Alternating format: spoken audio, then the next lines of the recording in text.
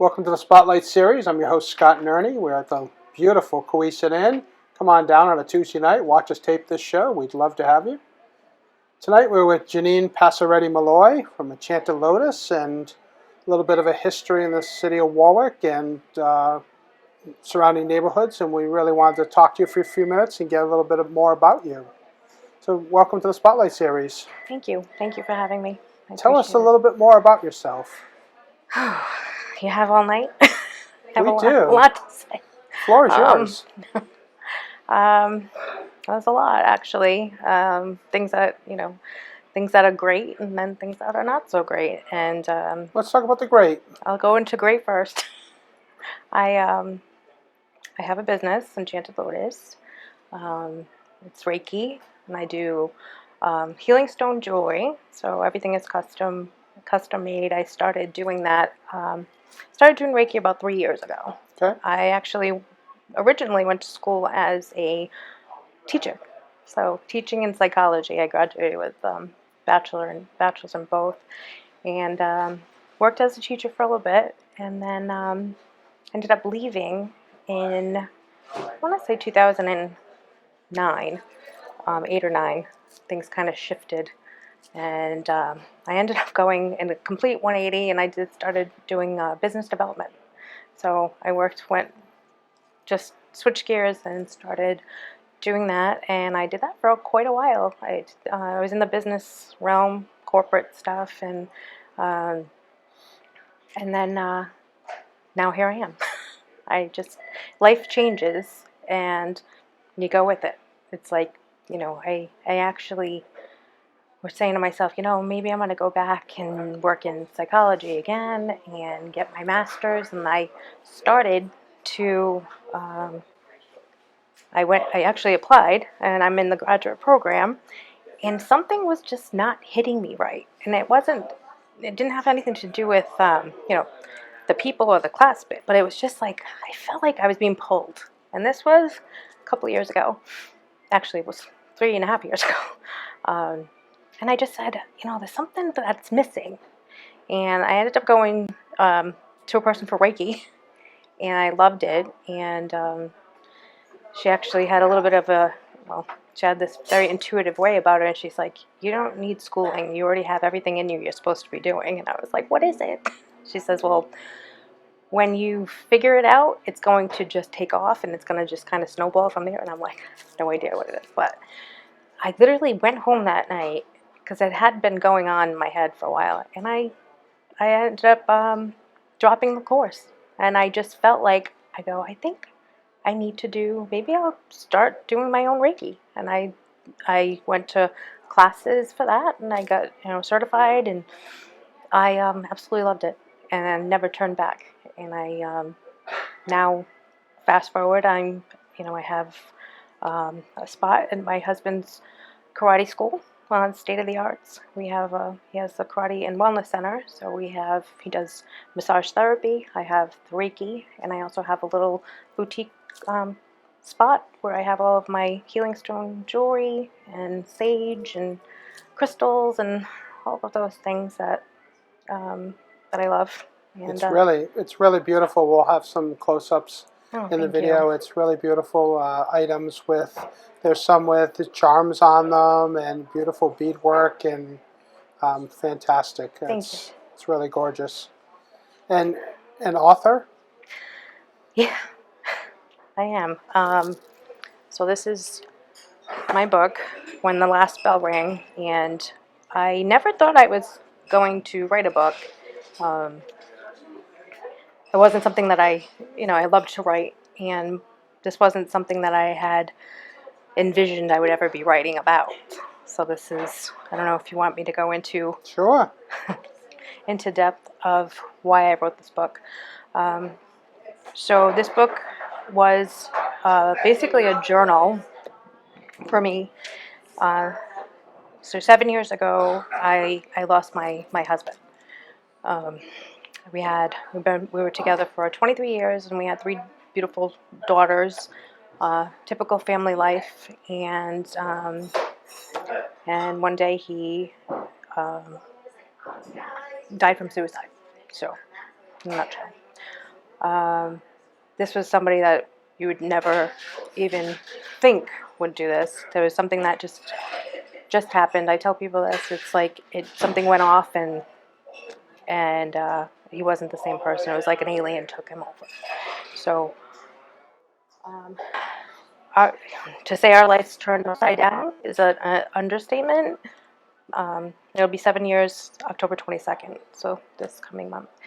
And my children, I had Jackie, who was 17 at the time. She had just started college in Boston at Simmons.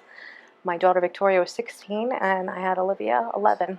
And I didn't know what I was going to do with my life. I had no idea. Now I have 3 children, and I have no idea what to do.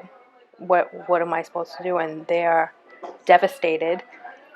We have, the life that we had was now gone. So now what do you do? Everything that I have always done was my children first. So I wanted to just take care of them. I wanted to put them in a bubble if I could and just protect them in any possible way. I didn't want them to hurt while I'm just trying to figure out life right now. So this book didn't start out as a book. It started as a journal, and I would just journal every night. I would just write and go somewhere and just write my feelings down and different things. And It becomes a little bit of a support system. I think so at that time. I think so. And I ended up being introduced to someone who had written plenty of books, many books. He was an author, is an author, and it's Paul Leonardo was my co-author. I was introduced to him. I don't know how. It's just the way the universe works, I believe. And I would write, and he would, I'd send him everything, and he would go through it, edit different things, and it was, obviously it's my story and my words, but we worked together just to get the words out effortlessly. And this was just how I and my family and my daughters got through the first few years of everything, basically. So it was a good healing. It was, and it's interesting because it was a healing, but yet it was really hard sometimes because I was going back and editing, and when I was editing the most horrific parts of my life, and it was still happening, it was really difficult at some points. But in the end, I said it was something that I felt it could help other people that were in this type of tragedy and didn't know what to do and if their life would ever change. And I just felt like I needed to tell people that it could change. And things were, they were getting better. They were getting better. My children were coming through, and it did not happen overnight. This was something that was years, and it was hard for all of us. And, life is still hard, obviously. But we'll get into that. So fast forward, it was like a kind of a story with a happy ending, where I met my husband now, and wonderful man. I don't know what I would do without him.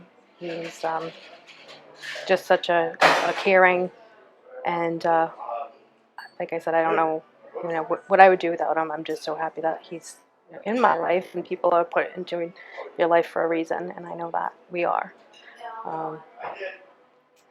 So this was the first part of my journey, I say. And so it's when the last bell rang, everyone always asked me, how did I get that? And I always said, I was always mesmerized by the bells at the church. I would listen to the bells from when I was a little girl. And I would hear them at my grandmother's house, and I just would stop and listen because I loved it. It was just kind of a comforting sound. And the day of my late husband's funeral, the bells started to ring as we were leaving the church. And I remember going towards there was this small wall, a short wall, and I went and kind of like leaned up against the wall, and I was listening just to the bells, and I had my eyes kind of closed, and I was just listening to the last bell. And after the last bell rang, it was like then we were starting to leave, and that's when I said, this is now my life. Now what? This was the ending of one part, and now where do I go? So that's kind of what stuck into my head, like, now what? Sure. And, I guess, I don't know if you want to fast forward to... Yeah, so I mean, every heartache comes with something good, and recovery makes us stronger, but not to prepare you for what would happen next. No, nothing. So Nothing. let's talk about Olivia. So Olivia was my baby. Is my baby. So she, on January 1st of this year, it's actually on the 31st, she was at her sister's house. It was New Year's Eve, and she was actually home. My oldest daughter is a nurse. She'll be 25, and she's engaged. She's living with her boyfriend now, or her fiance. And Olivia wasn't actually going to go anywhere that night. And I said, she was supposed to go to someone's house, and something happened, and she didn't end up going there. But I said, why don't you go to see, go with Jackie? They're just having Chinese food, and, they weren't, if they were going to drink, they weren't going to drive home or anything like that. And Olivia doesn't drink. She's 17 years old. And she, I'm sure the 17-year-olds that do drink, but she was not like that. She didn't like it. She didn't want to, she was just a fun-loving kid. And just remember saying, why don't you just go have Chinese food and go and enjoy some part of the night and then come home. And I said, but don't come home late. I get nervous on the highway. Why don't you just stay there? And she's like, no. I said, well, you and Victoria go in the same car then. And she's like, no, because I might want to come home earlier, and I want to take my car. And I know she was a safe driver. She was such a careful driver. She was really good. Honestly, it's not just because she's mine. She's just she was a very cautious driver. But on the way out the door, we were always the family who said, I love you. Always. Before we would hang up the phone, before, we would leave, we would say, I love you all the time. And I said to her, Liv, this is going to be a good year for us. And she was at the door, and she was ready to walk out. And she's like, oh, she turns to her, she goes, I pray. I just pray that I hope so. I don't want to say, God, give me a good year, because I didn't want to jinx anything. And I said, come and give me another hug. So she comes back in, gives me another hug, kisses me, and says, I love you, Mom. And I said, I love you too, be careful. Always said, be careful. And she left. And at midnight, I FaceTimed all of them. They were all at my daughter's, and we all said, I love you, and Happy New Year.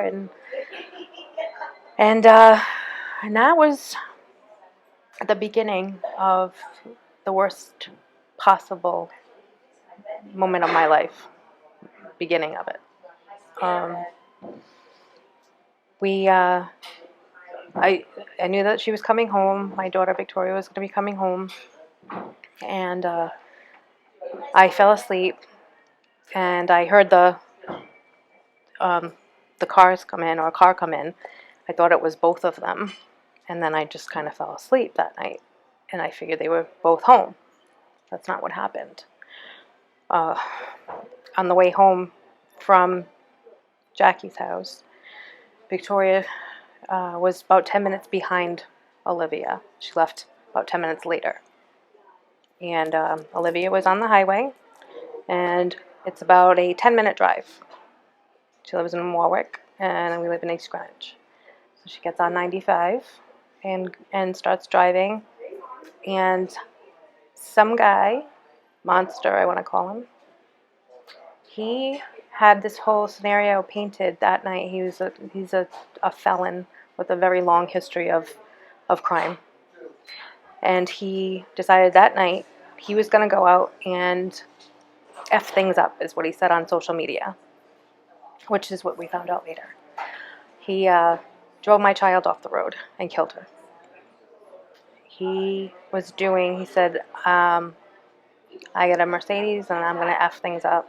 And he was clocked at doing about 100 miles an hour when he hit my daughter.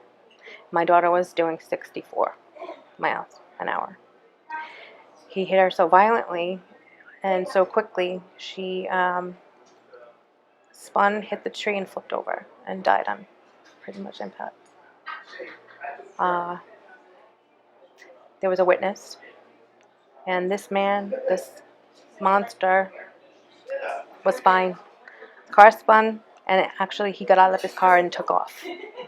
So he ran from the scene. My daughter now, Victoria, comes home, sees her sister's not there. Calls and calls and calls, no answer. Calls her friends, calls everyone frantically trying to find. Just doesn't wake me up at all. And she goes back out, and she essentially sees a big accident on the side of the road, and police just getting there. And she just finds out that she goes over, and she finds out that I believe my sister's is I believe that's my sister. The car was so bad that you couldn't even tell. And she said the police went and looked and came back, and 5 of them came back and said it is, and she didn't make it. And my daughter Victoria just dropped. And now she knows she has to tell us. And this is the worst possible minute of my life, when I hear her wake or feel her waking me up. I didn't know that there was a bunch of police and ambulances out in my driveway. I didn't know any of this.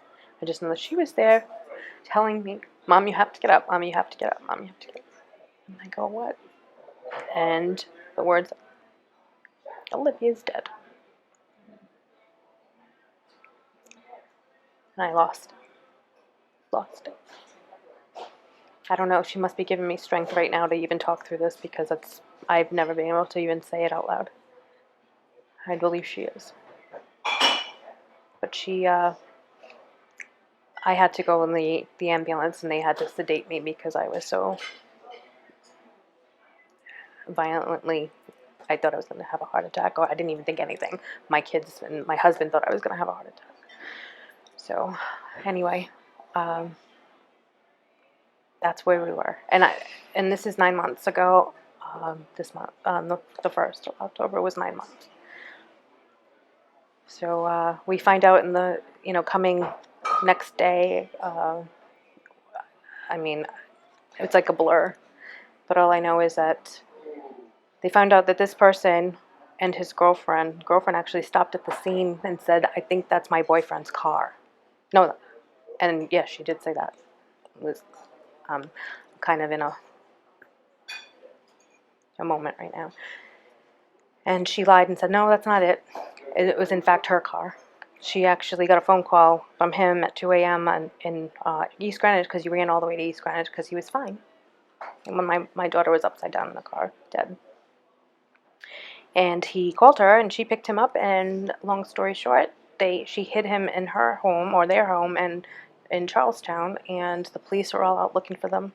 Found out that the car was registered to her, did a little bit of investigative work, and Sure. went and got him. And he was hiding, like the coward that he is, under the bed. And so now he's in jail, and he is only being held in jail right now because he's doing an 8-year sentence from a prior. He's been arrested so many times. He should have not even been on that road that night to come in contact with my beautiful daughter, my innocent 17-year-old daughter. She had a whole life ahead of her. And my whole family is devastated, and we are just, I don't know, it's nothing that would prepare you. My life before, it was like we figured out kind of how to come forward a little bit. We were working through everything. Life was starting to you never forget anything. You never forget tragedies. You never forget, your life and the people you love. But it's like we were just starting to become, I don't know, maybe the heartache was lessening a little bit, just so we can live again. We were trying to live again. That's what we were doing. And she had just I just saw her happy for the first time in her life. She was becoming who she was, and she just looked so happy. And I said, finally, that's all I cared about, is them being happy. And that was ripped from everybody. And now we're just trying to go through the days right now. Janine, how do you get through your days with everything that's going on? I found it really, I find it difficult, obviously. But the thing that's keeping me going is my Reiki, honestly. My Reiki and making my jewelry that I'm doing. I have a little workshop in my home as far as doing the jewelry. It's becoming bigger, so I have a lot of things there, and I find comfort in being there and just putting my head down and just kind of creating, and that's what's helping me so much, because if I'm thinking about patterns and stones and things like that, that's I can't think about other things. I can, but it gives me something to focus on. And my Reiki, so I go back and forth from home to the studio where I have a room, and I find that very calming. And as soon as I walk in there, I just feel her energy too. And I know she's always with me anyway. I feel her. But I feel a very calming energy in that room. And everyone always says it when they come in. They say, this is such a calming place. I have the essential oils, and I do the, Palo Santo and sage. And it's just, it's like you walk in and you just kind of breathe. You take a breath. And that's what I feel like I can do there. It's, I'm doing sometimes I'm trying to do other things, but it's not easy to do them. I did recently with the Gloria Gemma Foundation. It was at the convention center, and I was able to be one of the vendors. And I do breast cancer awareness bracelets, and I like to give a portion of the sales at the end of the month to the Gloria Gemma Foundation, just because I feel not it hasn't personally affected my family, Sure. but I just feel it's affected. It has affected in a way that I know friends and people that have had it, and women. It's hit so many people, and I just, as a woman, and you don't have to be a woman for this to affect you, obviously, but I just feel that I want to give to this foundation. I think they do an amazing job. So things like that help me when I'm helping other people in some way. I feel like me helping other people is helping me get through it. So if I can help other people during my Reiki sessions, I feel like I have a purpose. And actually, before Olivia passed, it was a week before she passed away, and she said to me, Mom, I feel like she had gone to it was an assembly at school. So, long story short, she went to an assembly at school. She came home. She's grooming our dog, Sunny, and she actually was wearing this bracelet that I haven't taken off. She was wearing this when she passed, and she had this bracelet on it from the assembly. And it had to do with people speaking. It was a family. I don't really know the whole story about it, but she said it was somebody speaking about their life and what they had gone through. And she said, Mom, I feel like you're supposed to be doing this. And I said, yeah, but I wrote the book, and I feel like that's helped a lot of people, and I'm doing rituals, but I feel like you need to be talking. I think you need to be talking. I said, but you know what? She was always really good at speaking, and she was such a good advocate for herself and others. We used to call her, one of our friends used to call her a attorney's name when she was little. I forget who it was, but because she was just always, trying to like find the right side of everything. She said, "No, Mom, this is you," because I said she could do it. You could tell your story. She goes, "No, I feel it's you." And after she passed, like a week later, I said, "Oh my gosh!" It hit me that maybe she was having premonitions of different things. Like it stuck with me so much that I think of that and I say, she was trying to tell me that I'm her, like maybe I'm her voice, and that's what I feel like I need to be somehow. I think that's very possible that you are a continued voice, against the monster that is in jail, Hmm. and for everything that she wanted for people in their lives, and putting a little bit of her into all of their lives as part of their healing. She really, she was, not because she was my daughter, but anybody that she met, everyone knows and remembers her. Even if they only met her once, they said she was just a beautiful person. Because even at her age, there's a lot of, people her age that they kind of standoffish or they're shy or whatever. And Sure. she was so, just so genuine. And she was just so passionate about life and everything. And when she was looking to go into the military when she graduated, that's what she wanted to do. She always did. And when she was little, she would always go up to anybody in uniform and thank them for their service. And she was like 5 years old. She would just be like at Dunkin' Donuts, thank you for your service. And she would go and, they were like this little I love peanut. that. I do that, yeah. And she was she was just such a different type of kid. And she really was. My daughters, I have my other two daughters, they're just beautiful children. Like we're very close. We've always been a close-knit family.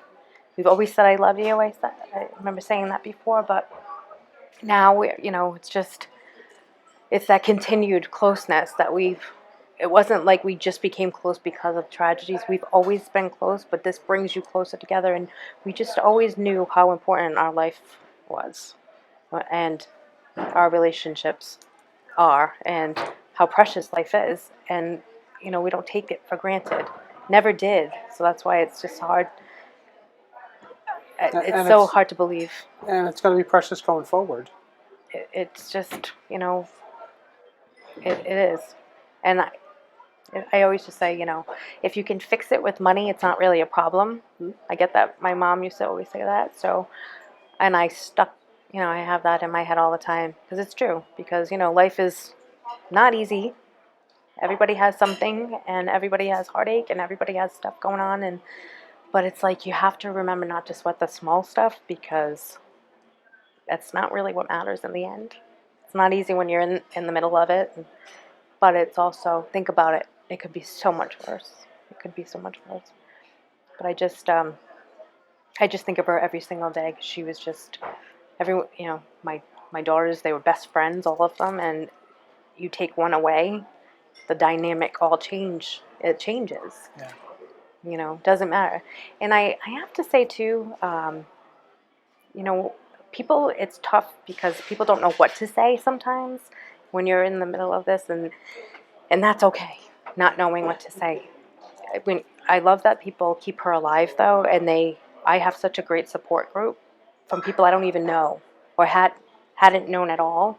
They've reached out to me, and now they've become such a part of my life through Facebook and social media, and just either the rallies or things that we've done, you know, for Olivia. But they feel like they know her, and so they've been part of my support. I don't know what I would even do without so many people that are like this, but what I was saying is it's nice that they keep her alive and they're not afraid to say her name or say things, because it's not that you're reminding me if you say, I'm sorry. I think of her every minute of every single day that I wake up. So you're not reminding me of her. You're telling me that she meant something, and that's what uh, I need to keep doing.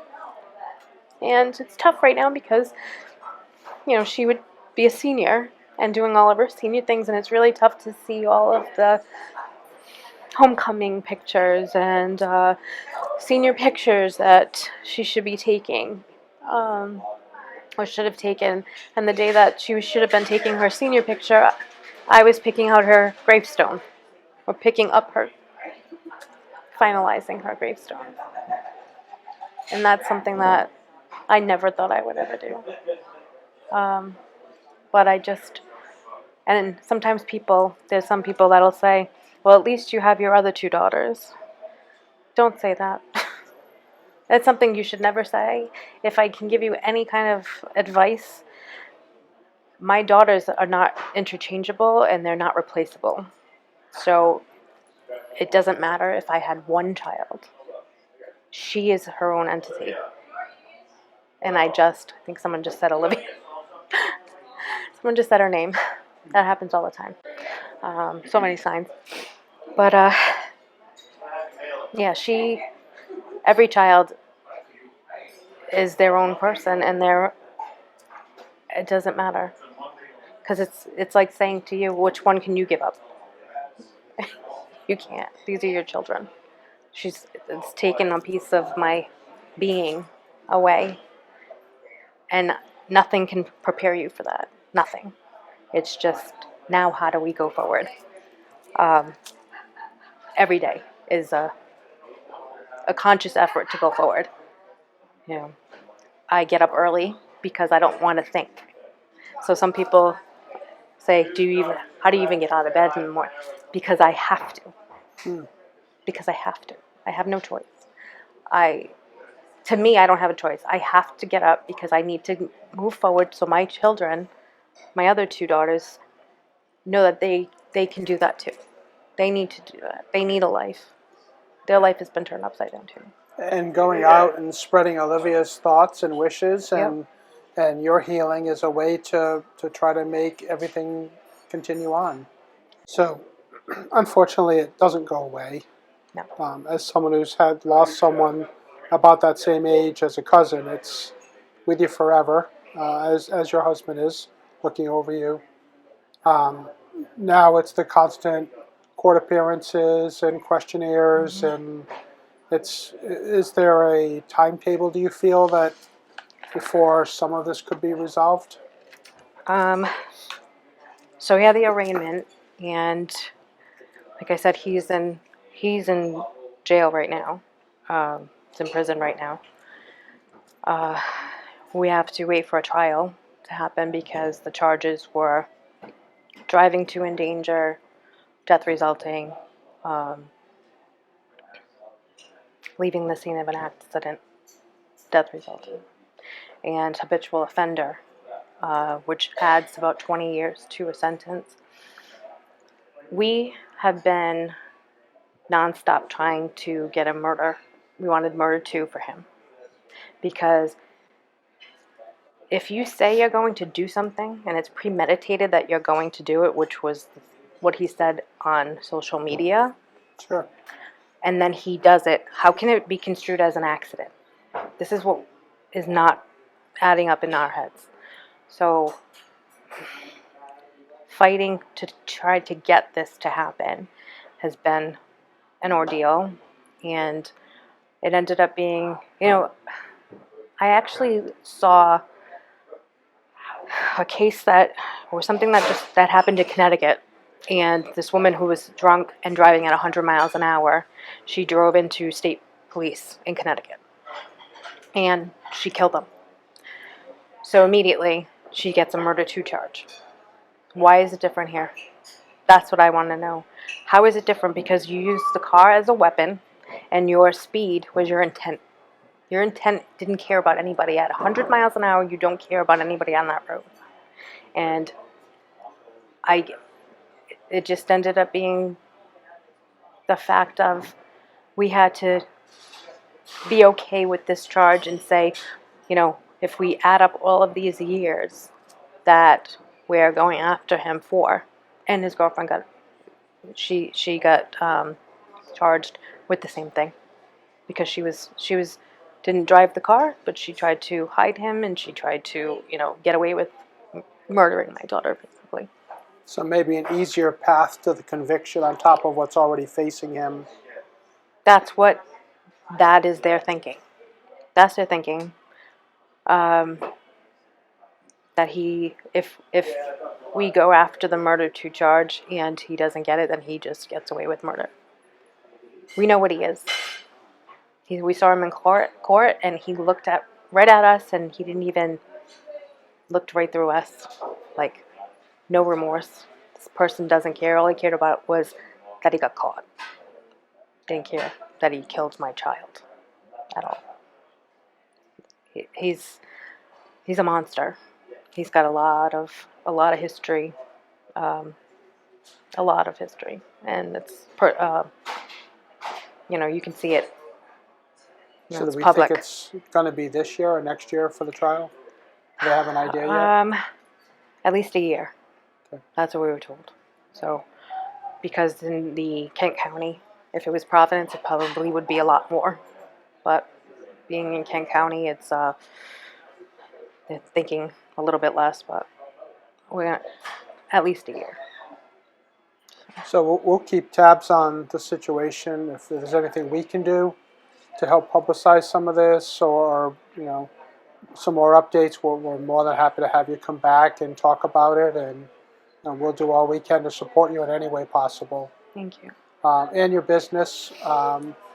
You said you had a website that you have for your business. I think your Reiki is healing on both sides, the people that you work with and yourself. Yes. I've been to your shop. It is an experience to go in there. I highly recommend people to contact you and work with you. I think you're a beautiful person, a beautiful service that you have. We'll put all the information on the website, but if you could just give the website address for yourself. Sure.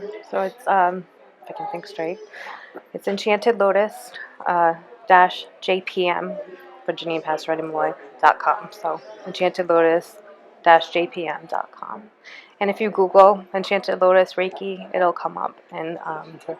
but yeah, it's definitely a healing that I do, and I believe my daughter's with me all the time, trying to give me strength to get through the days.